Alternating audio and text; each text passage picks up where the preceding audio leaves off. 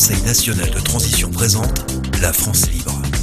Les lundis, mercredis et vendredis, 20h30, 21h30. La France libre.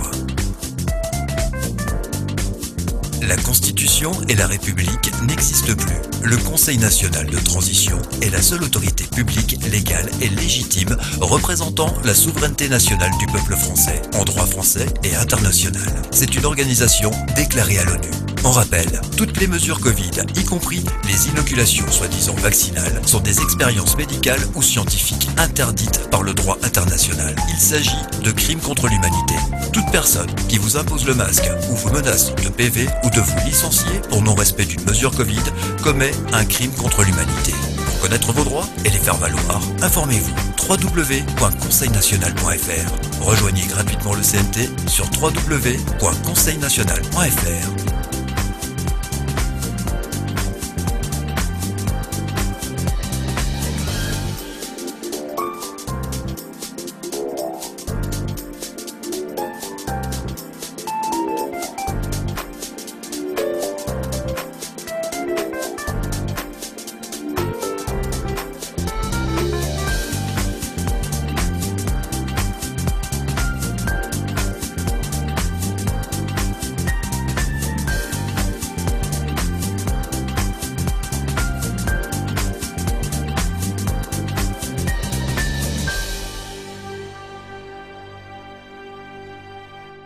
Résister, cela passe par l'information, par la diffusion de la connaissance, en utilisant les mots justes ainsi que nos droits afin de s'exprimer librement. Nous sommes le Conseil national de transition et nous vous souhaitons la bienvenue dans La France libre. L'actualité tout de suite avec Bruno et Philippe. Bonsoir les amis.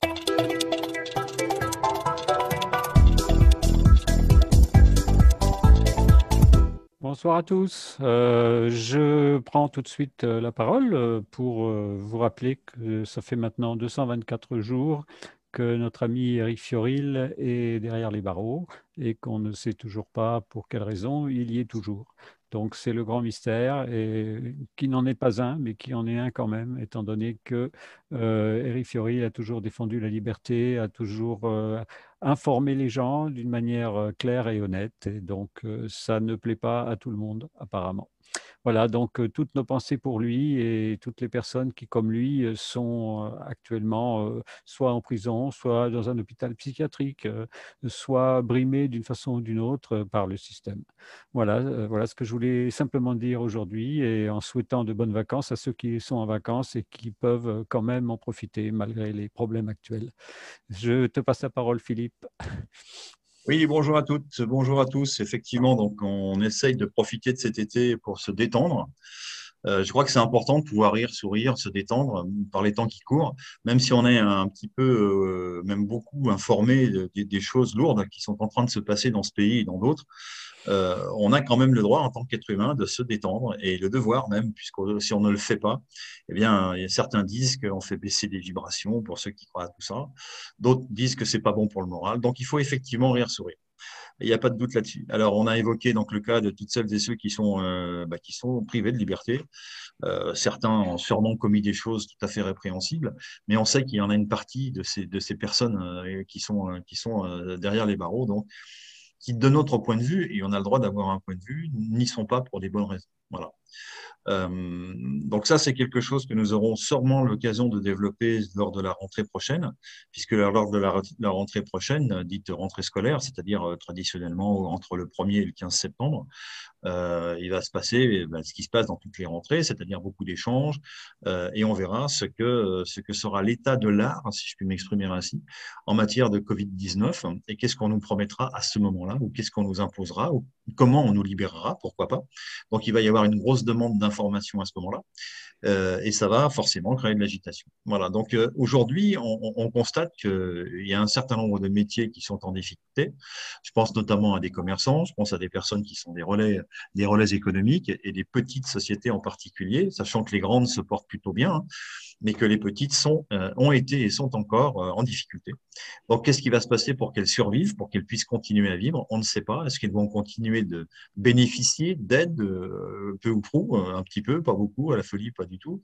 On ne sait pas, on n'a pas tous ces éléments-là. On est toujours dans une palinodie avec le gouvernement. Alors, palinodie, c'est un mot compliqué qui veut dire un pas en avant, deux en arrière, et à gauche et à droite. C'est ça une palinodie, hein. Et donc, ça veut dire qu'un jour, on nous dit blanc et le lendemain, on nous dit noir. Donc ça, c'est une valse hésitation et qui complexifie les rapports, qui, pour des entrepreneurs, est quelque chose d'absolument mortel et délétère, parce que ça ne permet pas d'anticiper l'avenir à un trimestre ou à un an. Et ça, c'est pourtant des espaces de temps dont les entrepreneurs ont traditionnellement besoin. Voilà. Est-ce que Noël sera supprimé le 25 décembre pour cause de Covid? Si c'est oui, ça va impacter toute une partie de l'économie, quoi.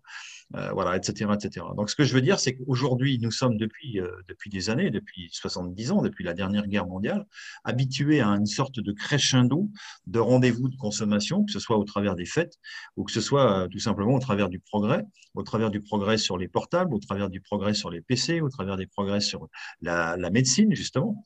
Et donc, on est habitué depuis toutes ces années à une augmentation des progrès techniques qui conduisent vers une consommation. Alors aujourd'hui, on est plus qu'hier, et certains diraient bien moins que demain, mais ça reste à vérifier, soumis à la loi de la consommation. Voilà. Donc la société de consommation dans laquelle nous sommes, incontestablement, quelle est son histoire, qu'est-ce qu'elle traverse aujourd'hui et comment la verra-t-on demain? Je pense que c'est de ça qu'il faut pouvoir parler aujourd'hui. Ça paraît une généralité, mais c'est un bon sujet pour pas trop se creuser les méninges et dire des choses pas trop idiotes par rapport à ce qu'on vit aujourd'hui, ce qui se passera demain en particulier, en s'appuyant, comme d'habitude, sur l'histoire, sur le passé, non pas parce qu'on est absolument fan d'histoire et qu'on adore ça, mais parce qu'on aime s'appuyer sur des éléments historiques qui nous permettent de comprendre le présent et peut-être même d'imaginer le futur. Voilà.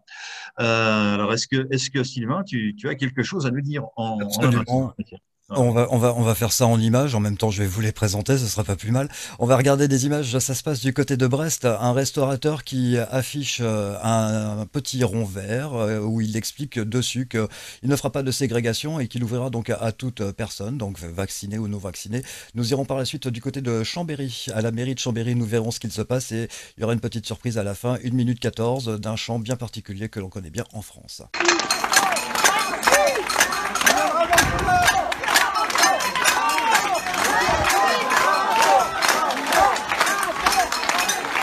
Voilà, respect, liberté, liberté. Voilà. Tous les restaurants devraient faire pareil. Voilà.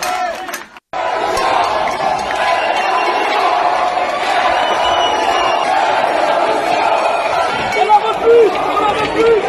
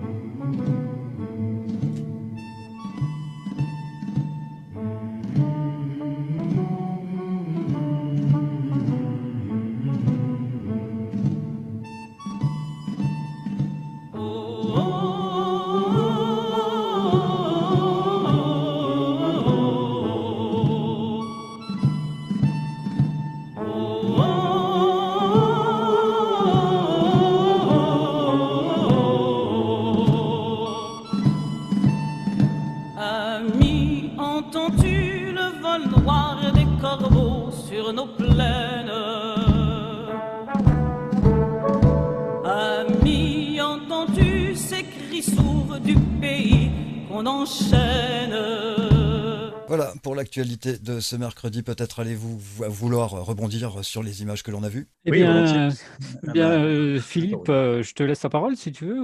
Allez, je fais ma première remarque et je te laisserai faire la tienne ensuite. J'en ai une autre derrière. La première question qui se pose, c'est ce restaurateur brestois, si j'ai bien compris, il ouvre indépendamment de toutes les mesures et indépendamment qu'on soit vacciné ou pas vacciné. C'est sa décision. Il assume sa responsabilité. Il sait ce qu'il encourt. Après, c'est une décision personnelle. On verra bien.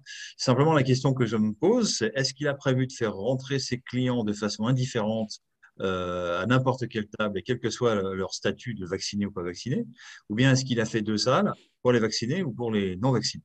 Je penche évidemment pour la première solution. J'espère en tout cas que c'est celle-ci dont il s'agit, puisque c'est bien ce qu'il faut faire, hein. Voilà. Donc, c'est faire en sorte qu'il n'y ait pas de différenciation entre les personnes. Pour l'instant, c'est la meilleure façon de démontrer que voilà, il y a une demande de liberté. Après, qu'il y ait des conséquences biologiques, ma foi, peut-être, j'en sais rien. Je ne suis pas médecin, encore une fois. Et donc, tout logiquement, au bout d'une certaine durée de contrainte, eh bien, les gens qui demandaient à voir ont vu, et comme ils n'ont rien vu, bah, ils demandent qu'on leur rende leur liberté, ce qui me semble la plus naturelle des choses. Je te passe la parole, Bruno. Oui, merci Philippe. Moi, je voulais revenir sur le champ des partisans parce qu'en fait, certains ne le connaissent pas parce qu'ils sont nés plus récemment. Certains le connaissent bien parce qu'ils l'ont vécu. Malheureusement, bon, ils sont très âgés maintenant. Ça fait 80 ans que ça s'est passé. Et en fait, la Marseillaise, c'est un chant républicain. Le chant des partisans, c'est un chant de libération, un chant de liberté. Alors évidemment, on n'est pas là pour prendre les armes, on n'est pas là pour s'armer, on est là pour faire en fait de l'information et donner de l'information aux gens sur la manière de se libérer du système d'une manière pacifique, comme l'a fait Gandhi à une certaine époque. Donc ce chant, il a quand même un grand, comment dire, un fond très philosophique, je pense. Et il ne faut pas l'oublier. Il faut pas l'oublier. Voilà. Oui. Oui, oui, tout à fait. Moi, c'était aussi au sujet du chant des partisans.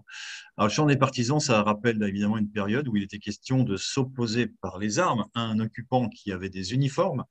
Ils avaient un uniforme vert de gris, comme on les appelait à l'époque. C'était des Allemands qui étaient des militaires qui occupaient le pays France. Et je dirais que la problématique était relativement simple.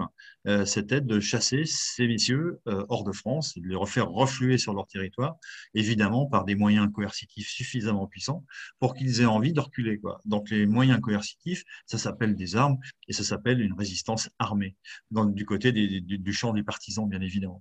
Alors, si je veux faire un parallèle avec ce qui se passe aujourd'hui et dans ce qu'on voit à un moment donné dans le film qu'on vient de voir, on vient voir un portrait de Macron qui a été jeté par la fenêtre. Alors, Monsieur Macron, il n'a pas d'uniforme allemand vert de gris, et il est français. Et moi, ce dont je voudrais être certain, c'est que les personnes qui ont fait ça, sous l'effet de la colère, sous l'effet de tout ce qu'on veut, et probablement justifiable. J'ai pas d'avis à donner là-dessus. Ils l'ont fait parce qu'ils avaient envie de le faire. J'aimerais être certain qu'ils connaissent tous les aboutissants des raisons pour lesquelles ils l'ont fait. Alors là, j'ai l'impression que c'est un coup de colère qui tient compte de quoi? Qui tient compte de cette fameuse picouse, ces fameux seringages dont on nous rabat les oreilles, et qui ont réussi à eux seuls à mobiliser la colère d'un certain nombre de personnes, dont la colère bouillait pour d'autres sujets. Je pense notamment à des masques, à des confinements et autres, comment dit-on, couvre-feu, voilà. Mais à ce moment-là, la colère a explosé parce que ça, c'était intolérable. C'était de l'ordre pour eux de l'intolérable. Alors, on verra bien si c'est intolérable seulement pour quelques agités en France ou si c'est intolérable partout en France. Et si c'est intolérable partout en France, si c'est intolérable en nombre, en petit nombre, en moyen nombre ou en grand nombre. Ça, c'est à venir. Voilà. Moi, ce que j'ai envie de dire, c'est que ces réflexes de population en colère, hein, qui sont naturels, hein, je n'ai rien à critiquer là-dessus, ne sont pas forcément la marque d'une information. Rappelons-nous, avec le chant des partisans, les gens savaient parfaitement qui était en face, pourquoi ils y étaient et comment il fallait faire, en tout cas sortir son courage pour arriver à les faire sortir. Là, je crois que la problématique aujourd'hui, elle est totalement différente en France. D'abord, parce que les personnes qu'on souhaite faire sortir, c'est pas des étrangers au sens, je dirais presque administratif du terme, même si pour certains, ce sont des étrangers au sens du cœur, mais ce sont des personnes dont on n'a pas, pour la plupart d'entre nous, je précise bien, dont on n'a pas identifié tous les motifs et toutes les pensées, toutes les arrière-pensées, tous les plans, tous les projets nous concernant. Et c'est ça que le CNT veut faire auprès d'une population, non pas forcément en colère, mais une population qui a besoin d'informations, qui a besoin de comprendre ce qui se passe, qui a besoin de comprendre pourquoi son instinct lui dit que c'est pas bien, alors que des directions de gouvernement leur disent que c'est bien. Tout ça étant en contradiction totale, ils ont besoin d'informations complémentaires qu'ils n'ont pas. Et pourquoi ils ne l'ont pas? Parce que les seules informations qui sont accessibles, c'est toujours les mêmes. Ce sont les médias mainstream, ce qu'on appelle télévision, canaux de télé, radio, évidemment journaux, et qui disent à peu près tous la même chose. Et ce qui est dit dans ces journaux ne donne pas de réponse claire, facile à comprendre pour les personnes qui sont dans les ennuis, qui sont dans la colère de constater que ce modèle qu'on leur propose ne leur convient plus, tout simplement. Donc, nous, on est là pour ça. On est là pour creuser, on est là pour informer. Donc, ce que je voudrais simplement rappeler, c'est que nous sommes toujours conseil www.conseilnational.fr. Je répète, www.conseilnational.fr en minuscule.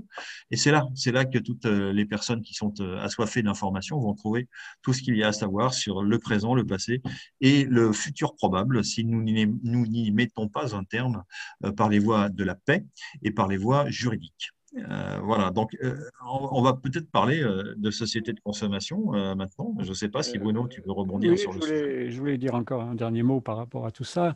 Mon père a fait la guerre, il a été en prison, il a été prisonnier des Allemands pendant 5 ans.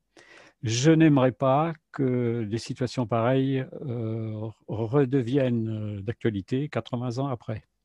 On s'est battu contre le Troisième Reich. Je ne voudrais pas qu'on soit obligé de se battre contre le quatrième. Donc pour ça, il faut agir dans la tranquillité, dans le calme et sans violence, mais informer, informer et informer. Très bien, on va lancer donc le sujet de ce mercredi soir. Le mercredi soir à 20h30, le Conseil national de transition présente La France libre. Des discussions, des rubriques, de l'information. L'expression société de consommation est utilisée pour désigner une société au sein de laquelle les consommateurs sont incités à consommer des biens et services de manière abondante. Dans les sociétés occidentales, la consommation est un élément structurant des relations sociales. Au niveau de l'individu, elle n'est plus un moyen de satisfaire les besoins, mais plutôt un moyen de se différencier. La société de consommation résulte du besoin de croissance économique engendré par le capitalisme et son corollaire, l'accumulation du capital. La recherche d'une production toujours plus importante, diversifiée et innovante du fait de la concurrence nécessite pour augmenter les profits une consommation sans cesse élargie et toujours plus rapide. Il en résulte un mode de vie axé sur la consommation accompagné d'une exploitation sans frein des ressources terrestres et des êtres humains et en particulier dans les pays les plus défavorisés. Elles font toutes des heureux, les enfants, les plus grands pour Noël, les fêtards le 31, la fête des mères, la Toussaint, Halloween, etc. Il serait plus exact et moins hypocrite de dire que ces fêtes sont des fêtes de la consommation. Achetez, sinon vous culpabiliserez. Tel est le message subliminal de l'avalanche de publicité qui s'abat sur tous les espaces spatio-temporels disponibles. Si la société de consommation ne produit plus de mythes, c'est qu'elle est elle-même son propre mythe. À un diable qui apporterait l'or et la richesse au prix de l'âme, c'est substituer l'abondance pure et simple. Et au pacte avec le diable, le contrat d'abondance. Bon, c'est ma définition à moi, je ne sais pas si vous la partagez, du système donc, de la société de consommation. Ouais, une présentation très, très personnelle et très intéressante. Bravo, Sylvain. Oui, on pourrait la partager, sauf que le contrat d'abondance, il paraît un petit peu obsolète, puisque l'abondance, elle n'a plus lieu que pour une frange de plus en plus minime de la population des ultra-riches, hein, qui, eux, sont effectivement dans l'abondance. Mais de ce qu'on voit dans les défilés les samedis après-midi, on se rend compte que l'abondance, elle n'existe plus pour une grande partie de la population. Donc ce contrat d'abondance, il a eu lieu, effectivement, c'est-à-dire ce qu'on a appelé les 30 Glorieuses, pour faire court, toutes les années depuis la dernière guerre mondiale, jusqu'à il y a 20 ans en arrière, on va dire ça comme ça, ou 30 ans, ça dépend, mais ça a été une pente douce jusqu'à arriver à ce qui se passe aujourd'hui, où il n'y a plus d'abondance, justement. On nous promet même des pénuries, on nous promet même qu'on ne pourra pas se nourrir, non pas parce qu'il n'y a plus de production, mais parce que les chaînes de distribution, les chaînes logistiques des transports, à un moment donné, peuvent être entachées par les conséquences de la Covid-19. C'est-à-dire que, imaginons que pour une raison ou pour une autre, l'ensemble des transporteurs routiers soient désignés comme cas contact et consignés dans je dirais, dans leur camion ou même dans leur entreprise pour ne pas sortir. Et ben là, on écroule un pan de l'économie et on affame une partie de la population avec des méthodes tout à fait simples. qui passe par des méthodes coercitives liées à la protection contre ce qu'on appelle encore aujourd'hui un virus, la Covid-19. Voilà. Donc ça, c'est des conséquences de toute cette tyrannie sanitaire, puisque c'est le terme consacré maintenant. Pourquoi tyrannique? Parce que sous le poids du risque, prétendu risque lié à cette Covid-19, on obéit à des règles qui jusqu'à maintenant n'existaient pas, mais qui terrorisent tout le monde et qui permettent à un gouvernement de mettre en demeure chacun de se taire, d'obéir. Sinon, sinon c'est des amendes, sinon ça peut être de la prison, sinon ça peut être un tas de choses, et ça peut être aussi l'exclusion sociale. C'est-à-dire que si on n'est pas un bon élève, eh bien nous allons être désignés à la vindicte populaire et on va nous jeter des cailloux. Voilà. Un petit peu comme si je ne consomme pas, je suis un mauvais citoyen. Eh bien si voilà, si je n'obéis pas aux règles de ce qu'on veut m'imposer comme étant des choses prophylactiques, c'est-à-dire de la protection contre les virus ou contre les maladies, eh bien je serai un mauvais citoyen également. Voilà. Donc tout ça procède de la manipulation, effectivement, pour vendre des choses et pour faire en sorte que des personnes les achètent. Il faut une part non pas de manipulation, mais d'information bien faite, bien orientée et qui mettent une pression suffisante dans l'esprit des personnes pour se dire que la marque de leur bonheur, c'est ce qu'ils vont acheter dans les magasins. Voilà. Et ça, c'est quelque chose qui n'est pas forcément vrai du point de vue de beaucoup de gens. Voilà. Est-ce qu'on peut rebondir là-dessus ou j'enchaîne sur d'autres choses? Je vais rebondir, comme tu dis, Philippe, moi, sur le fait que la consommation devra toujours exister parce on a tous des besoins qu'on doit satisfaire, mais on peut consommer mieux, on peut consommer autrement. On peut éviter le gaspillage et on peut surtout recycler. C'est pour ça que je vais parler un petit peu de l'obsolescence programmée. Il semblerait d'ailleurs qu'en ce moment, avec ce qui se passe au niveau du système mondial, l'obsolescence programmée soit programmée pour les êtres humains eux-mêmes. C'est-à-dire qu'apparemment, avec la malbouffe, avec la pollution, avec les produits chimiques qui nous entourent, que ce soit dans l'air, dans l'eau et dans ce qu'on mange, eh bien, nous-mêmes, on est promis à une obsolescence programmée. C'est-à-dire que notre durée de vie va commencer à baisser. Alors que pendant pas mal d'années, l'espérance de vie a augmenté. Eh bien, il semblerait que maintenant, elle commence à baisser, que ce soit par rapport aux maladies chroniques, à l'obésité, etc., etc. Donc, est-ce que c'est voulu? Est-ce que ce n'est pas voulu? C'est la grande question qu'on peut se poser. Moi, personnellement, je parle surtout à mon niveau de recyclage et de consommer mieux. C'est-à-dire, en fait, par exemple, vous achetez un appareil, l'appareil tombe en panne, et ben vous essayez de le réparer, vous le faites réparer ou vous le réparez vous-même. Si vous ne pouvez pas le réparer, eh bien vous le démontez, vous récupérez des pièces. Bon, tout le monde n'est pas bricoleur, enfin moi je le suis, je récupère des pièces et ça me sert toujours pour autre chose. Deuxième chose, depuis ma petite enfance, j'ai toujours été habitué, quand je rentre dans une pièce, à allumer la lumière et quand je sors de la pièce, à l'éteindre. Quand j'utilise l'eau du robinet, je la fais couler juste pour mon besoin. Quand ma femme ou moi, on fait la cuisine, quand on récupère les épluchures et les restes des aliments, ça va dans le compost, et ainsi de suite. Et ça, c'est une habitude qu'on a depuis toujours. Et tout le monde devrait fonctionner comme ça. À partir de là, on devrait arriver à gaspillage zéro, c'est-à-dire que tout peut se recycler, comme dans la nature, parce que la nature n'a jamais de déchets. Tout se recycle dans la nature. Donc, on peut consommer, oui, mais mieux. On gaspille moins. Et si tout le monde fait ça, eh bien, vous verrez que sur Terre, 10 milliards de personnes peuvent vivre sans aucun problème et d'une manière correcte. Et je peux parler même d'abondance parce qu'à partir du moment où on consomme ce qu'on veut consommer, mais qu'on ne consomme que ce dont on a vraiment besoin, il y a moins de gaspillage, donc on dépense moins d'argent. Et puis finalement, à la fin du mois, on est plus riche que ceux qui vont consommer en gaspillant. Voilà. Et donc, malheureusement, si on regarde la plupart des publicités, si on suit un petit peu le système, eh bien, on nous encourage, on nous pousse à consommer. Mais vous savez qu'il y a eu quand même de plus en plus de voix qui se sont élevées contre justement l'obsolescence programmée. Il y a même eu des actions en justice commune contre des sociétés qui volontairement réduisaient la durée de vie des appareils. Et ça, avec succès, hein, notamment un conflit qui a eu lieu contre une société d'imprimantes qui fabrique des imprimantes, une société bien connue. Hein. Voilà. Donc pour moi, la consommation n'est pas un mal en elle-même, à partir du moment où on consomme d'une manière judicieuse, d'une manière correcte et en respectant l'environnement et surtout en recyclant. Si vous pouviez pas savoir à quel point j'ai pu moi-même récupérer dans des bennes à ordures des objets, du bois, du matériel qui a eu une deuxième vie et qui a été utilisé et qui est toujours utilisé actuellement. Et ça me donne une certaine satisfaction parce qu'à partir du moment où on donne une deuxième vie à des objets, eh bien, ça permet justement d'être respectueux de la nature et de faire attention à l'environnement. Voilà. Voilà. Donc ça, c'est un aspect de la société de consommation qui, pour moi, représente l'avenir. Et beaucoup de personnes maintenant sont d'accord avec ça et agissent de cette manière. Voilà. Voilà. Donc Philippe, si Il tu y veux a un dire. danger dans la consommation et ce danger, c'est la publicité. Notamment, regardez en ce moment sur toutes les chaînes de publicité, on fait beaucoup de publicité pour certaines choses et le danger est là. J'en dirai pas plus. Éveillez vos consciences. Exactement. Oui, et donc il faut bien dire que la consommation, elle a toujours existé, hein. C'est pas quelque chose de tout à fait nouveau. Il a bien fallu consommer de la nourriture, il a bien fallu consommer de l'agriculture.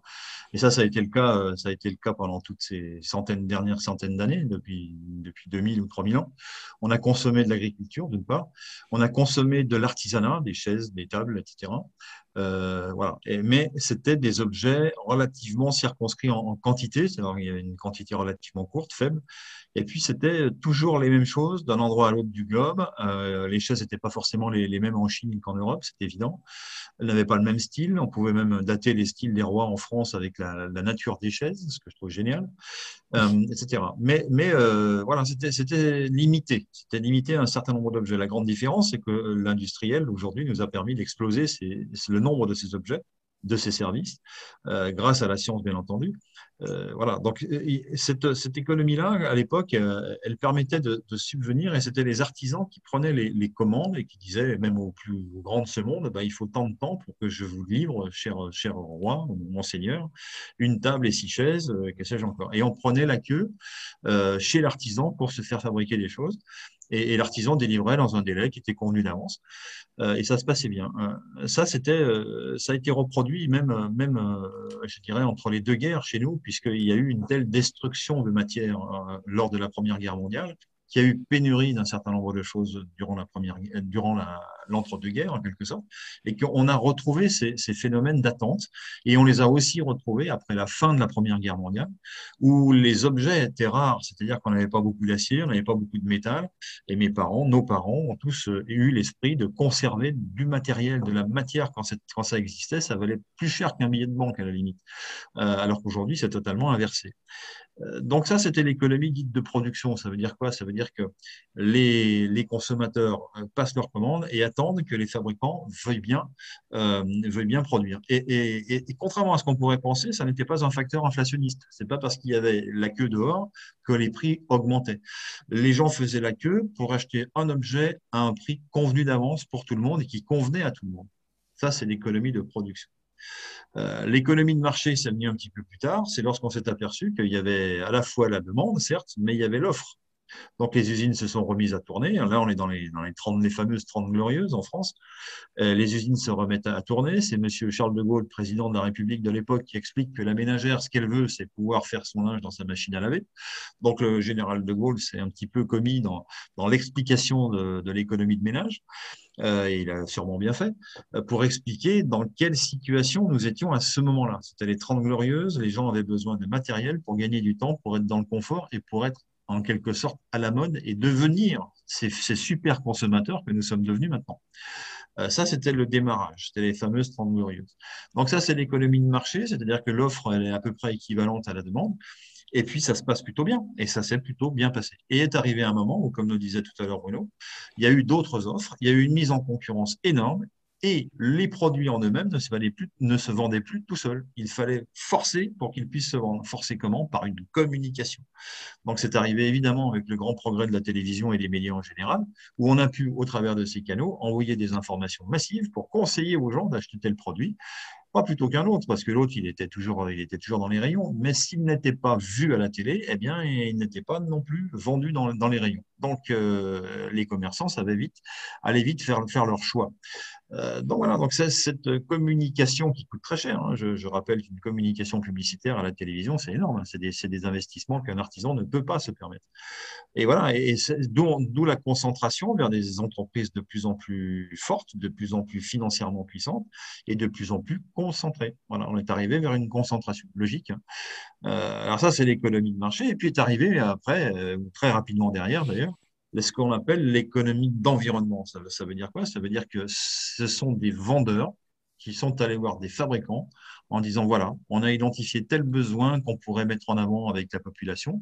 Il faut nous le fabriquer comme ça et en couleur. Ah bah, très bien. Donc, on a fabriqué des choses pour de la consommation courante. Alors, quand je dis consommation courante, ça va de l'automobile, qui est un bien très, très important dans les coûts, dans les charges des ménages, avec l'habitat, bien évidemment, l'automobile en numéro 2. Et puis d'autres choses, machine à laver, tout l'électroménager qui a commencé à exploser à cette époque-là.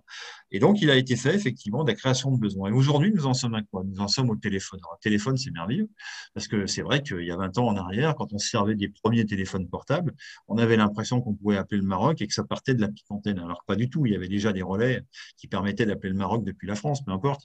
Mais il y avait une sorte de magie.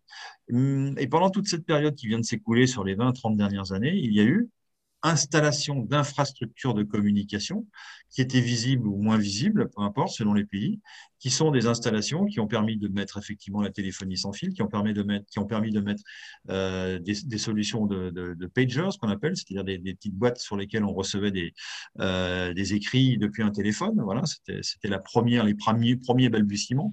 Il y a eu ensuite l'UMTS, il y a eu les GPS, et puis est arrivée la 3G, puis la 4G, et maintenant on parle de la 5G. Donc, toutes ces différences technologiques, elles s'accélèrent d'autant plus que les infrastructures de télécommunication, elles sont là depuis longtemps. C'est-à-dire, ce qu'on voit dans la nature, ce sont des mâts, ce ne sont pas des antennes. Je rappelle à toutes fins utiles, bien souvent, ce sont des mâts. Donc, les mâts, sur les mâts, on met ce qu'on veut. On met une voile, on met une antenne, on met des oiseaux, on fait ce qu'on veut. Et les mâts, il y en a de plus en plus, c'est vrai, mais depuis tant d'années que les mâts sont installés, les principaux points hauts dans les villes, dans les campagnes, ont été investis par des mâts hertziens, avec des antennes, avec des relais hertziens, et ça n'a fait qu'empirer. Et aujourd'hui, avec la 5G, on s'aperçoit qu'il y en a partout. Depuis le mois de juillet dernier, il y a eu une accélération phénoménale d'installation de ces antennes sur le territoire français et sur d'autres territoires. Donc voilà, donc on est sur une accélération. Et pour nous proposer quoi? Une consommation toujours plus importante, toujours plus forte, alors de bande passante, de vitesse de transfert, c'est comme ça que ça nous est proposé. Et puis peut-être avec d'autres applications qui pour l'instant ne sont pas encore très claires et qui ne nous sont pas encore expliquées. Je ferme la parenthèse. Donc, la consommation, elle continue avec les téléphones. Tous les 2 ans, on nous propose des technologies différentes. On nous propose de pouvoir passer des informations de plus en plus importantes. On nous propose de faire de la vidéo. On nous propose de faire mille choses avec un simple téléphone. Donc, ça, c'est véritablement, je dirais, la manière, tout tient dans la manière d'avoir poussé la population à ne plus pouvoir se passer de cet objet. Car à partir de cet objet, une fois qu'il est entre vos mains, on peut faire tellement de choses avec qu'on déleste toutes les autres applications qui avaient cette charge auparavant, avant d'avoir un téléphone. Je pense à une caméra, il n'y a plus de caméra chez personne. La vidéo, c'est pareil, il n'y a plus de vidéo chez personne, parce que tout est concentré dans le téléphone. Et évidemment, là, il y a forcément quelque part un piège.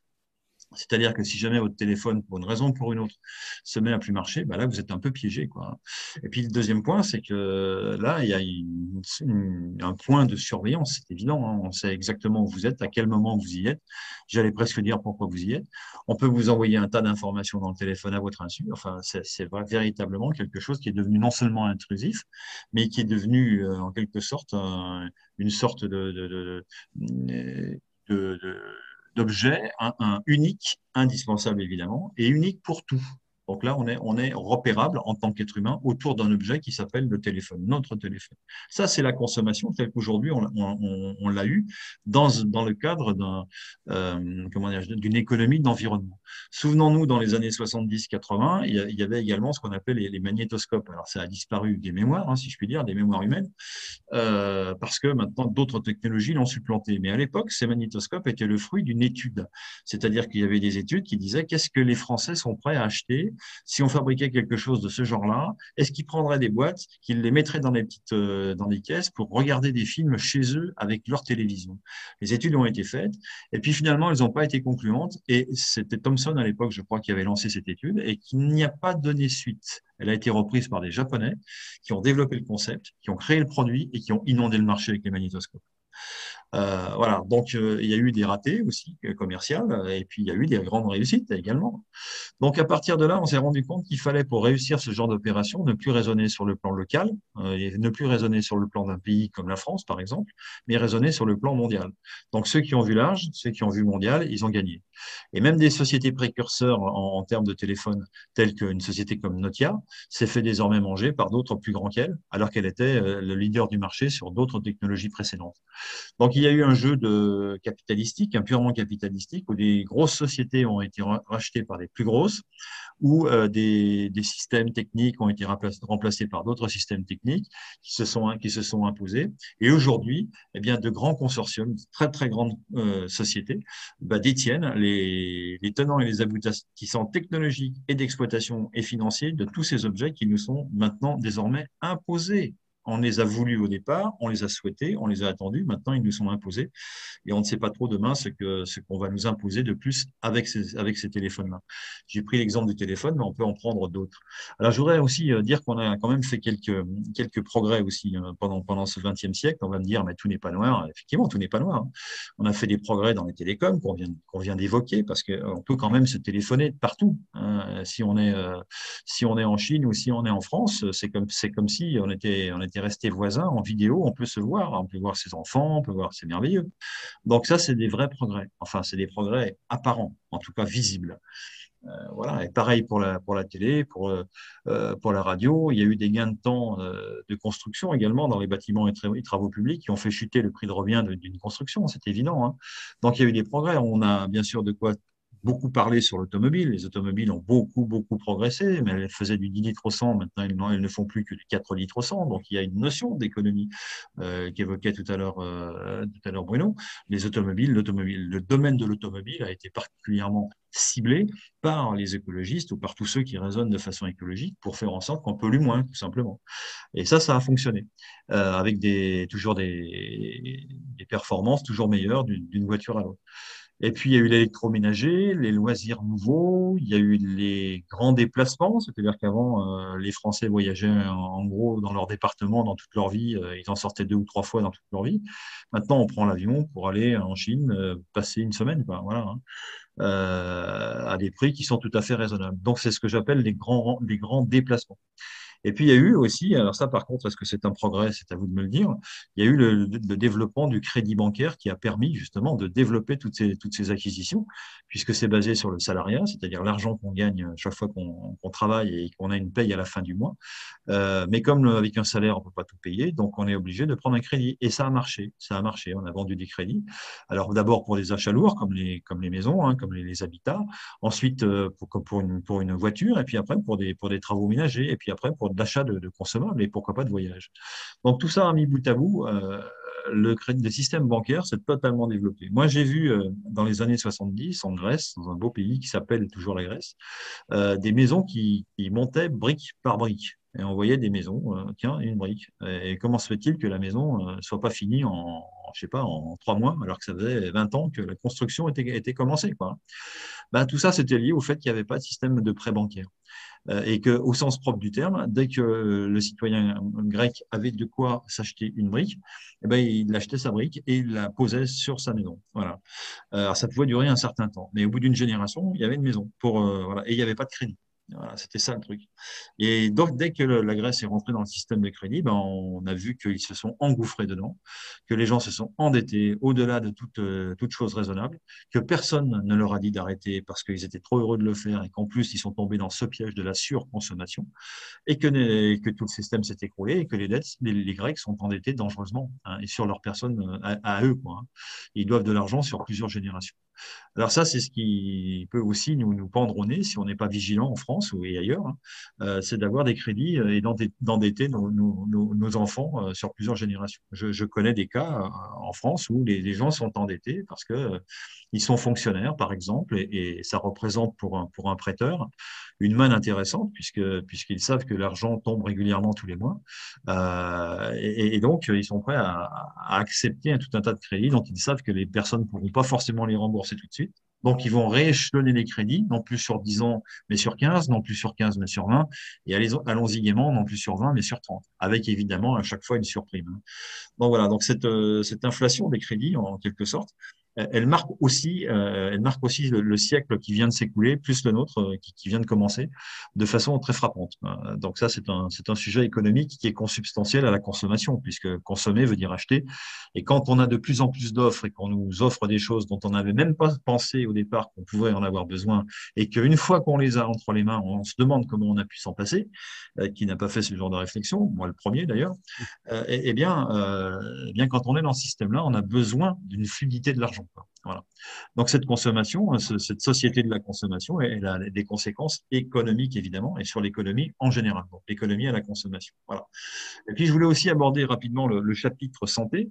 Alors, on a fait d'énormes progrès dans le chapitre santé évidemment, hein, puisque depuis le XXe siècle, tout ce qui est santé, ça a été accéléré par les progrès notamment de la chirurgie, essentiellement d'ailleurs. Et puis par les progrès tout simplement de l'aiguille, qui à l'époque nous permettait d'échapper à des choses comme le DAT, comment ça s'appelle, le diphtérie tétanos, voilà. On était protégé contre le tétanos et la diphtérie.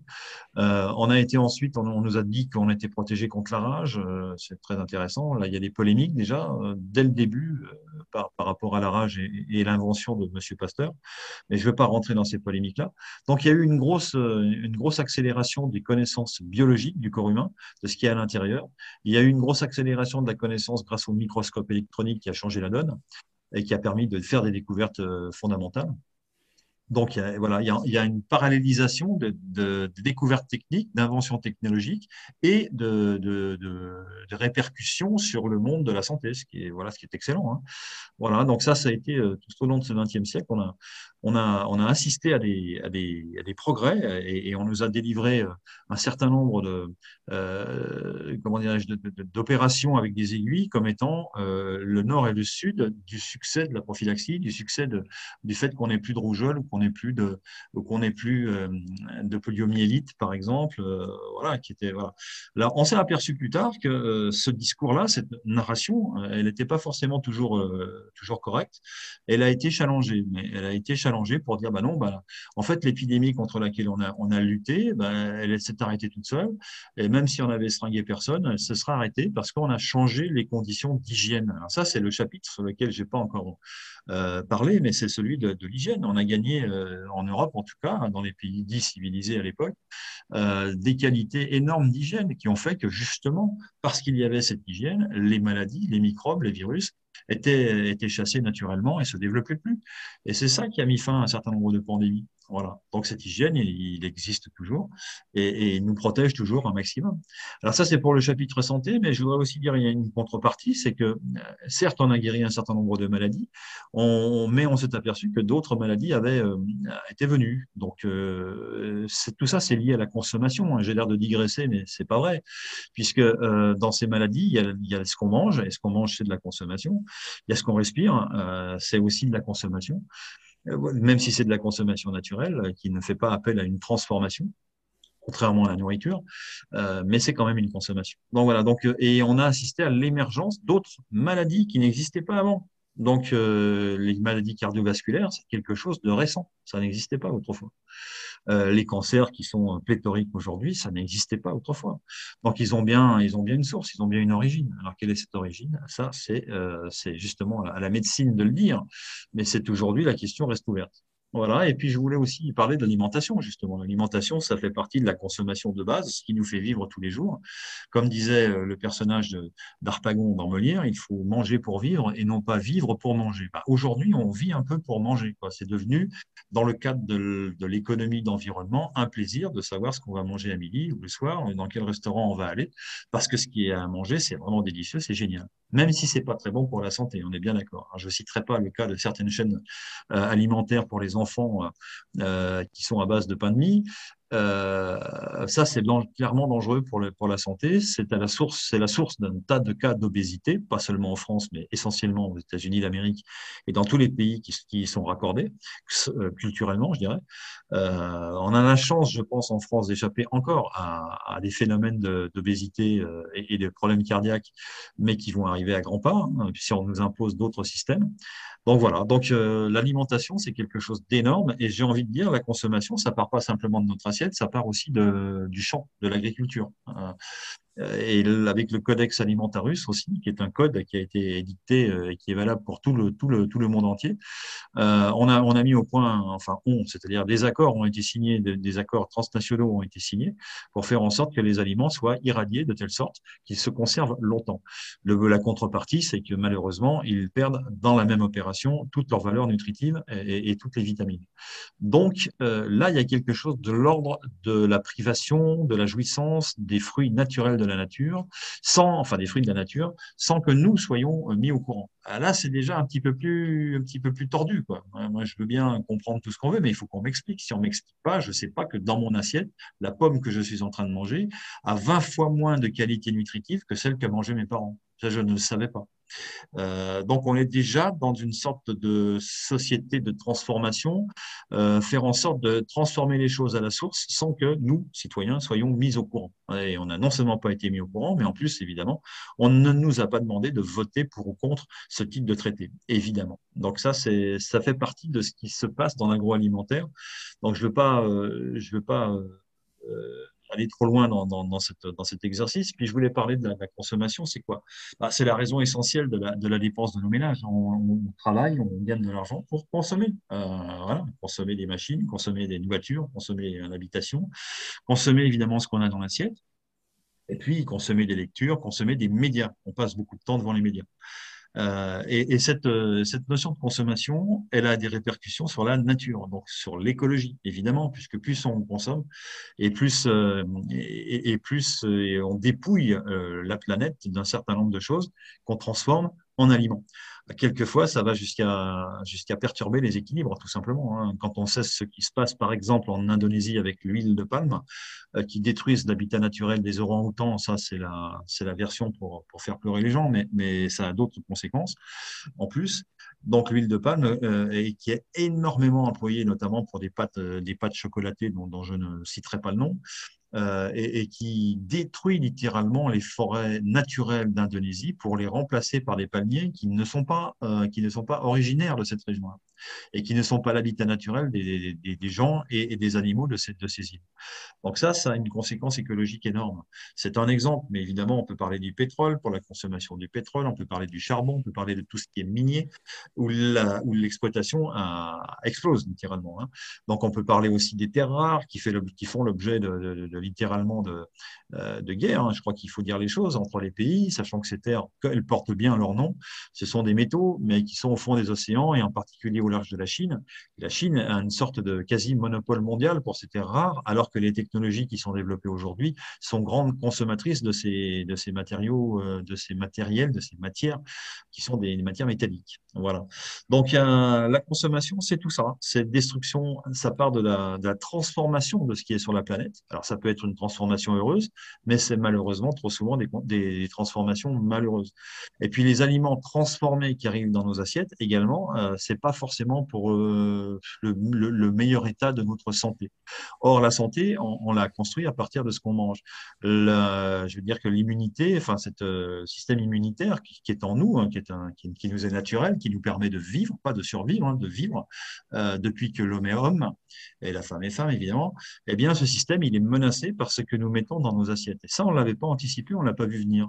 Alors on n'est pas en train de dire que ça a été fait exprès, on n'en sait rien. Enfin on n'en sait rien. Il y a des personnes qui sont certaines qu'il y a un plan derrière tout ça. Mais nous, on n'est pas là pour délivrer des plans. On dit simplement attention à ce qu'il y a dans l'assiette.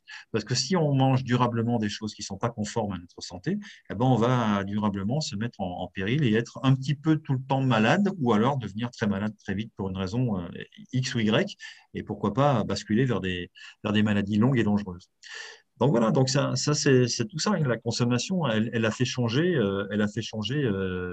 l'état d'esprit du monde dans lequel nous vivons. Alors je vais peut-être laisser la parole. J'ai été très bavard. Si Bruno, tu veux dire quelque chose? Mais je vais continuer sur ce que tu disais, Philippe, dans le sens où moi je suis très optimiste parce que, notamment au CNT, on fait la promotion de tout ce qui est qualité, aussi bien au niveau produits alimentaires, au niveau produits de consommation courante, au niveau produits techniques, au niveau énergie, énergie nouvelle, etc. Et il y a quand même un mouvement au niveau mondial qui fait que les gens se réveillent. Les gens sont de plus en plus conscients d'éviter le gaspillage et d'essayer d'acheter, d'avoir des produits de qualité, de meilleure qualité. Alors, on va avoir des entrepreneurs qui vont dire, ah oui, mais si on vend des produits de qualité, ça sera plus cher et on risque d'avoir des marchés qui seront plus réduits.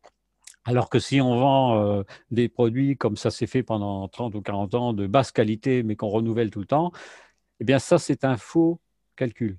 Parce qu'à partir du moment où les gens vont acheter un produit de qualité, bon, c'est vrai qu'ils vont le renouveler moins souvent, mais ils vont revenir vers la société qui leur a vendu quand le produit sera vraiment terminé. Et de plus par rapport à ça, si en plus on peut réparer le produit en question. Ça va permettre de créer des emplois parce qu'on va avoir des emplois qui vont être créés dans le recyclage, on va avoir des emplois qui vont être créés dans la réparation. Et donc, ce n'est pas forcément un mauvais calcul, même pour les fabricants. De plus, à partir du moment où on est dans un système où on fonctionne avec de la qualité, eh bien cette qualité va avoir tendance à s'améliorer de jour en jour parce que la concurrence va jouer à ce niveau-là. Et ça, c'est important au niveau économique. C'est tout un changement de système, un changement de paradigme, comme on dit au CNT, et c'est ce que promeut vraiment à fond le CNT, que ce soit au niveau de ce qui a été fait dans les commissions sciences, dans les commissions habitat, et dans la commission économie. Les travaux qui ont été faits par le CNT depuis 6 mois vont tous dans ce sens-là. Et ça rejoint aussi toutes les préoccupations écologiques qu'on doit tous avoir pour pouvoir vivre correctement sur cette planète. Voilà ce que je voulais dire pour compléter ce que tu viens de dire, Philippe. Oui, au sein du CNT, on a effectivement de nombreux adhérents, membres qui sont adeptes, enfin qui sont très férus de tout ce qui est nourriture naturelle, qui cultivent eux-mêmes sur leur balcon des choses, des pousses germées, ça marche très bien, avec de l'eau qui est pure ou épurée, avec des matériels qui permettent de l'épurer et de ne pas se contenter avec des gros guillemets de l'eau du robinet qui a d'autres inconvénients puisqu'elle est protégée, soi-disant, contre les différentes bactéries et microbes à grands coups de fluor, à grands coups de chlore et que sais-je encore, qui ne sont pas des matériaux particulièrement recommandés pour le corps humain et que nous buvons tout de même. Donc, à un moment donné, il faut aussi pouvoir se protéger par rapport à l'offre générale de nourriture et en particulier de l'eau qui fait partie de la nourriture. Et cette offre générale, il faut pouvoir à un moment donné la perfectionner localement. C'est-à-dire qu'on peut comprendre que dans les tuyaux, il arrive des choses de qualité moyenne, à condition qu'on puisse, tout va bien, à condition qu'on puisse justement améliorer cette qualité lorsqu'on est chez soi devant son robinet. Et ça, les personnes ne sont pas forcément au courant des solutions qui existent pour améliorer véritablement ce que nous ingurgitons. C'est très important ce que nous mangeons. C'est ça qui détermine, bien entendu, le fait qu'on a comment dirais-je, la notion de satiété. Hein. Quand on mange, on a besoin d'une notion de satiété que notre corps nous renvoie, mais on a aussi besoin d'une notion de qualité, c'est-à-dire que est-ce que ce que j'ai mangé va satisfaire à tous les approvisionnements dont mon corps a besoin en vitamines et minéraux. Donc voilà, donc c'est tout ça dont il faut prendre conscience et qu'on a trop, à mon avis, quand je dis on, c'est nous, la population en général, a trop sous-traité à un certain nombre de personnes qui étaient censées nous informer sur ces sujets et qui l'ont fait d'ailleurs, mais qui l'ont fait avec des intérêts. C'est-à-dire que ce sont des personnes qui ont intérêt à nous tenir un discours qui les arrange d'abord elles, puisque ce sont des commerçants, et j'ai rien contre les commerçants, mais à un moment donné, une logique commerciale poussée au bout peut devenir perverse pour la sécurité des simples consommateurs. Et si les consommateurs sont débilisés ou sont réduits en quantité, en nombre, etc., ou en capacité d'achat, eh bien, je crois, comme tu viens de le dire, Bruno, qu'on n'aura rien gagné et que s'il y a moins de consommateurs, ces sociétés vont vendre moins. Quant à savoir si la qualité est véritablement beaucoup plus chère que la moins bonne qualité, je n'en suis pas convaincu du tout. Moi, j'ai vu, pour ne parler que technologie, enfin, on a tous vu ça également, des matériels informatiques qui étaient plus chers que d'autres au motif qu'on avait enlevé en fait quelque chose à l'intérieur, qui leur enlevait une fonction, et de ce fait, ils étaient plus chers. Ça veut dire en clair que l'outil, les frais de fabrication, les coûts de production étaient plus chers avec un produit qui était vendu moins cher, parce que ça devient du marketing, hein. C'est-à-dire qu'à un moment donné, il y a de l'image de marque. Ah oui, tu payes la marque. Tu payes la Alors, marque. tu payes la marque, exactement. Ce que je veux dire, c'est que l'industriel, lui, il voit pas ça. Il fait ce qu'on lui demande et il a des coûts de production. Il y a 100 pour l'un, il y a 120 pour l'autre. Et celui qui lui revient à 120, bah, il sera vendu au même prix que l'autre. Donc, la marge sera moins importante et il sera pourtant vendu comme le petit canard, le vilain petit canard de la gamme. Voilà, c'est ça que je veux dire. J'espère que j'ai été clair. Tout ça pour dire qu'il y a un moment donné, on sort de la logique arithmétique comptable pour rentrer dans une logique commerciale où on peut nous vendre des produits très chers sur simplement un argumentaire. Excusez-moi l'expression, j'aime bien les argumentaires, mais à un moment donné, il faut que derrière ces argumentaires, il y ait une réalité vérifiable. Lorsque j'entends par exemple qu'il y a un coronavirus, j'ai envie effectivement que ce soit vérifiable, parce que si ce n'était pas vrai, ça serait un gros mensonge. Donc il faut aller chercher le coronavirus sous le microscope dont on parlait tout à l'heure, hein, électronique en l'occurrence. Et puis une fois qu'on l'a vu, d'accord, ok, on a vu un coronavirus. Bon, si vous connaissez quelqu'un qui a vu un coronavirus, ça m'intéresse, parce que moi personnellement, j'aimerais bien voir un coronavirus. Donc derrière l'argumentaire, il faut forcément qu'il y ait quelque chose de solide. Voilà. Or, pour l'instant, on n'a pas systématiquement les preuves, on n'a pas systématiquement, tout n'est pas mis en avant. Voilà, donc en tout cas pour ce qui nous est proposé dans le cadre du marché de l'offre d'environnement que j'évoquais tout à l'heure. Voilà. Et Philippe, je voudrais résumer et terminer tout ce qu'on vient de dire par une contrepétrie digne de Coluche, que Coluche aurait pu dire, et que Bigard aurait pu dire aussi. La consommation ne doit pas devenir l'assommation des cons. Mais... Alors là, ça vole. Là, je veux dire que là, on va faire de l'audience. Si je peux me permettre un petit résumé, je vais le dire autrement, le mal financier de notre société de consommation est le surendettement. Évidemment, on surconsomme, on surproduit, alors que la moitié de la Terre meurt de faim et de maladie. Merci Philippe, merci Marie, merci Bruno, excellente soirée. Notre prochain rendez-vous pour l'information, ce sera vendredi à 20h30. Le Conseil national de transition présente La France libre. Les lundis, mercredis et vendredis, 20h30, 21h30. La France libre. La Constitution et la République n'existent plus. Le Conseil national de transition est la seule autorité publique, légale et légitime représentant la souveraineté nationale du peuple français, en droit français et international. C'est une organisation déclarée à l'ONU. On rappelle, toutes les mesures Covid, y compris les inoculations soi-disant vaccinales, sont des expériences médicales ou scientifiques interdites par le droit international. Il s'agit de crimes contre l'humanité. Toute personne qui vous impose le masque ou vous menace de PV ou de vous licencier pour non-respect d'une mesure Covid commet un crime contre l'humanité. Pour connaître vos droits et les faire valoir, informez-vous www.conseilnational.fr. Rejoignez gratuitement le CNT sur www.conseilnational.fr.